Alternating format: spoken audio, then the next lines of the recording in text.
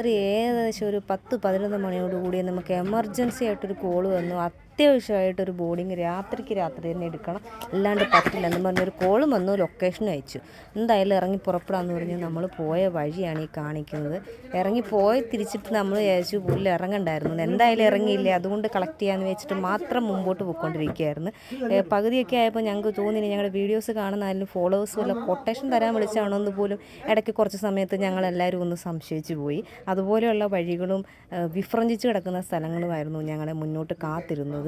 പിന്നെ ഇതിൽ എടുത്തു പറയേണ്ട ഒരു പ്രത്യേകത എന്ന് പറഞ്ഞു കഴിഞ്ഞാൽ ഒരു 100 പാലുണ്ട് ഇടയ്ക്ക്. പാലം കണ്ട് ഞങ്ങളുടെ ഉപ്പാട് വന്നു. പിന്നെ അതുപോലത്തെ കാട് പോലത്തെ സ്ഥലവും, രണ്ട് വശത്തും പാടമാണോ കുഴിയാണോ ദൈവം തമ്പുരാനറിയാം, പാടമാണെന്ന് തോന്നുന്നുണ്ട്. ഇത്രയധികം പാലങ്ങളും കുറേ പാടങ്ങളും ഉള്ള സ്ഥലം ഏതാണെന്ന് ഈ വഴി കാണുന്നവരുണ്ടെങ്കിൽ ഒന്ന് കമൻറ്റ് ചെയ്യുക. ലാസ്റ്റ് എന്തായാലും ഞാൻ പറയാം, എന്നാലിത് കണ്ടിട്ട് മനസ്സിലായിട്ടുള്ളവർ അതൊന്നും എടുത്ത് പറയണം കേട്ടോ. ഇതാ തുടങ്ങി പാലത്തിൻ്റെ കളി. ഇത് ഒന്നാമത്തെ പാലം. ഇത് കടന്ന് നമ്മൾ അപ്പുറത്തോട്ട് ഇറങ്ങാമെന്ന് ചോദിച്ചപ്പോഴത്തേക്ക് ദാണ്ട് വരുന്ന അടുത്ത പാലം. അവിടെ സെക്യൂരിറ്റി ചെക്കിങ്ങിനായിട്ട് കുറേ അവന്മാരുണ്ടായിരുന്നു. പിന്നെ ഞങ്ങൾ അന്ന് സ്ലോ ചെയ്തു. ഞങ്ങളുടെ ID പാസ് ആധാർ ഒക്കെ കാണിച്ച ശേഷമാണെന്ന് തോന്നുന്നു അവന്മാർക്ക് പൊക്കോളാൻ തോന്നിയത്. ഹൈ സെക്യൂരിറ്റിയാണ്, അപ്പുറത്തും ഇപ്പുറത്തും ഉണ്ടായിരുന്നു. അങ്ങനെ അവരെല്ലാം അപ്രൂവ് ചെയ്ത് ഞങ്ങളെ കയറ്റി വിട്ടത് കൊണ്ട് മാത്രം ഞങ്ങൾ മുമ്പോട്ട് പോയപ്പോൾ നമ്മൾ പിന്നെ അവിടെ എത്തുന്ന വഴിക്ക് ഇതാ ഒരു പള്ളിയൊക്കെ ഉണ്ടായിരുന്നു. അതിൽ ബോർഡൊക്കെ ഉണ്ട്, അത് വായിച്ചു നോക്കിയാൽ മനസ്സിലാവും എവിടെയാണെന്നുള്ളത്. പിന്നെ നമ്മളിങ്ങനെ മുമ്പോട്ട് പൊയ്ക്കൊണ്ടിരിക്കുമ്പോൾ ദാണ്ട് വന്ന അടുത്ത പാലം. അത് ഇത്തിരി അത്യാവശ്യം വലിയ പാലമൊക്കെ ഉണ്ടായിരുന്നു. ലൈറ്റൊക്കെ ആയിട്ട് കണ്ടുകൊണ്ടിരിക്കാൻ നല്ല രസമായിരുന്നു. രാത്രി 11 മണിയൊക്കെ ആവുന്ന സമയത്ത് ഇങ്ങനെ കണ്ടുകൊണ്ട് ഓടിക്കുകയാണെന്നുണ്ടെങ്കിൽ ഇടയ്ക്ക് ഉറക്കമൊക്കെ വന്നു പോകും. എന്നാലും കുഴപ്പമില്ല, ഒരു വിധത്തിൽ പിടിച്ചിരുന്ന് ഞങ്ങൾ മുമ്പോട്ട് പോയി. അങ്ങനെ വന്നപ്പോൾ അത് അടുത്ത പാലം വന്നു. അത് കാണാൻ വലിയ ഭംഗിയൊന്നുമില്ല പാലം കാണാൻ, എന്നാലും ഒരു വിധത്തിൽ നമ്മൾ അവിടെയും കവർ ചെയ്ത് മുമ്പോട്ട് പോയി. ഇത് അടുത്ത പാലമാണിത്. എണ്ണാനൊന്നും പറ്റിയില്ല. ഇതിൻ്റെ ഇടയ്ക്കുള്ള ചെറിയ പാലങ്ങളൊന്നും ഞാൻ വീഡിയോയിൽ എടുത്തിട്ടില്ല, ഉൾക്കൊള്ളിക്കാൻ പറ്റാത്തത് കൊണ്ട് എടുക്കാഞ്ഞതാണ്. പിന്നെ അതാണ്ട് കാട് പോകുന്ന പോലെ ഒരു വഴി ഉണ്ടായിരുന്നു. മുമ്പിലൊരു ബൈക്ക്, ഭാഗ്യം റോഡിൽ കൂടെ പോകുന്ന വണ്ടി റോഡിൽ കൂടെ പോകുന്നുണ്ടെന്ന് മനസ്സിലായത് ഈ വണ്ടി കണ്ടപ്പോഴാണ്. അതുവരെ നമ്മുടെ വണ്ടി മാത്രമേ നമ്മൾ ഈ വഴിയിൽ കണ്ടിട്ടുള്ളായിരുന്നു. പിന്നെ ആകെപ്പാടെയുള്ള ആശ്വാസം വഴിയിൽ നമ്മുടെ കൂട്ട് വട്ടുമൂത്ത കുറേ എണ്ണം ഇതുപോലെ ഉണ്ടല്ലോ എന്നുള്ളതാണ്. ആദ്യമേ വെച്ച് നമ്മൾ മാത്രമേ ഉള്ളൂ ഇല്ല, പിന്നെ അവരും ഉണ്ടായിരുന്നു. അതുകൊണ്ട് കമ്പനിക്ക് നമ്മൾ ഒരു സപ്പോർട്ടൊക്കെ കൊടുത്ത് മുമ്പോട്ട് പോയിക്കൊണ്ടിരിക്കുകയായിരുന്നു. അങ്ങനെ പോയപ്പം വീണ്ടും രാത്രിയുടെ കാവൽക്കാരെ വീണ്ടും വഴിയിൽ കാണുന്നുണ്ടായിരുന്നു. പിന്നെ പോയപ്പോഴത്തേക്ക് ഭാഗ്യത്തിന് അവന്മാർ നമ്മളെ കൂട്ടിക്കൊണ്ടു പോകാൻ വേണ്ടി ഒരു വണ്ടിയിൽ വന്നു. ആ വണ്ടിയും അതിൻ്റെ ലുക്കും പിന്നീടുള്ള വഴികളും കണ്ടപ്പോൾ കൊട്ടേഷനാണെന്ന് ഞങ്ങൾ മനസ്സിൽ ഉറപ്പിച്ചു.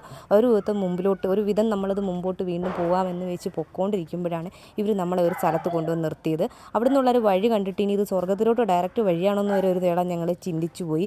ജീവിതത്തിൽ ആദ്യമായിട്ട് സിൽവർസ്റ്റോമിൽ പണ്ട് വീഗാലാൻഡിൽ പോയപ്പം കയറിയിട്ടല്ലാണ്ട് ഇതുപോലൊരു വഴി കൂടെ ഞാൻ ഇന്ന് വരെ പോയിട്ട്. അങ്ങനെ ഞങ്ങൾ അവിടെ കൂടെ കാറ് ഓടിച്ചിറക്കി. അവന്മാരാണെങ്കിൽ സിമ്പിളായിട്ട് ഓടിച്ച് കയറി വിട്ടടിച്ച് പോകുന്നുണ്ടായിരുന്നു. ഞങ്ങൾ എത്തിപ്പെടാൻ കുറച്ച് പാടുപെട്ടു.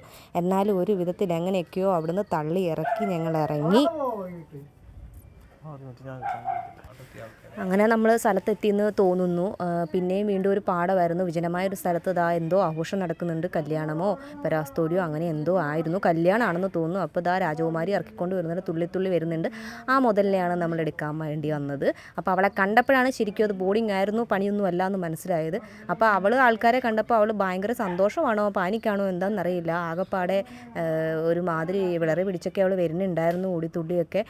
വണ്ടിയിൽ കയറ്റാമെന്ന് വിചാരിച്ചിട്ട് നമ്മൾ സെറ്റാക്കി, ക്രേറ്റൊക്കെ സെറ്റാക്കി ഇവിടെ നിന്നപ്പോഴത്തേക്ക് അവളെ കയറ്റി വിടാനാണോ കാണാനാണോ എന്നറിയത്തില്ല. അവിടെ ഒരു പട ആൾക്കാരുണ്ടായിരുന്നു. നാട്ടുകാർ മൊത്തം ഉണ്ടോ എന്നാണ് എൻ്റെ സംശയം. നാട്ടുകാരെ കണ്ടിട്ടാണോ വണ്ടി കണ്ടിട്ടാണോ എന്നറിയത്തില്ല. അവളാണെങ്കിൽ ഒരു വിധത്തിൽ വണ്ടിയിൽ കയറാൻ കൂട്ടാക്കുന്നില്ല. അവരെടുത്ത് കയറ്റാമെന്ന് പറഞ്ഞിട്ട് സമ്മതിക്കുന്നില്ല, വലിച്ചു കയറ്റാമെന്ന് പറഞ്ഞിട്ട് സമ്മതിക്കുന്നില്ല. ലാസ്റ്റ് ഒരു വിധത്തിൽ നമ്മൾ തന്നെ പിടിച്ച് കയറ്റി തിരിച്ചു കൊണ്ടുപോകുന്ന വഴിയാണ് ഈ കാണുന്നത്. അങ്ങനെ വരുന്ന വഴിക്ക് എത്ര മണിയായി എന്താണെന്നൊന്നും ഓർമ്മയില്ല. വെറുതെ ഒരു സംശയത്തിന് വേണ്ടി ഫോൺ എടുത്ത് നോക്കിയപ്പോൾ 12 മണിയായി. ഞങ്ങൾക്ക് തൃപ്തിയായി. ഞങ്ങൾ തിരിച്ചു പോകുന്നു. നേരെ വന്ന് വീട്ടിൽ കിടന്ന് ഉറങ്ങുകയായിരുന്നു ഉണ്ടായിരുന്നത്. പിന്നെ നേരം വെളുത്തപ്പോഴാണ് ഈ മുതലിനെ ഒന്ന് ഇറക്കി കണ്ടത്. ഞാൻ അവളെയും കണ്ടത് രാവിലെ ആയപ്പോഴാണ്. സത്യം പറഞ്ഞാൽ ആകെപ്പാടെ പേര് മാത്രമേ അറിയുള്ളായിരുന്നു. ഒരു റിട്രൈവർ ആയിരുന്നു, ഗോൾഡൻ റിട്രൈവർ. അവളുടെ പേര് ഈമി എന്നായിരുന്നു. കുഴപ്പമില്ല, ഫ്രണ്ട്ലി ഒക്കെ ആയിരുന്നു. അതുകൊണ്ട് വലിയ പ്രശ്നമൊന്നും ഉണ്ടായില്ല. അങ്ങനെ ഒരു ബോർഡിങ്, വളരെ അതിസാഹസികമായ ഒരു ബോർഡിങ് എൻ്റെ പട്ടി ജീവിതത്തിൽ ആദ്യത്തെ സംഭവമായിരുന്നു.